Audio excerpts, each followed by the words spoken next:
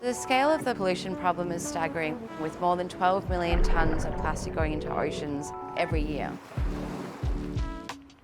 So Seabin was founded in 2016 by co-founders Pete Ziglinski and Andrew Tertian, and really came about from a very simple question of, if we have trash cans on land, why can't we have them in the water? So put very simply, a Seabin is essentially a cross between a pool skimmer and a trash can, and it works by skimming the surface of the water to collect plastics, microplastics, fibres, and any other foreign objects that shouldn't be in our waterways.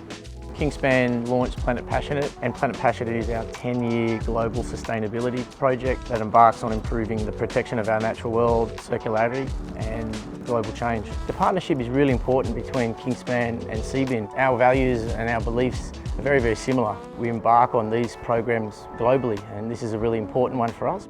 So one of the big targets for us for this partnership with Seabin is roughly 1,300 kilos of ocean debris that's being rescued. They've had great success in Sydney Harbor. We'd expect the same for the projects that will be launched here in the US and just cleaning overall the ocean environment.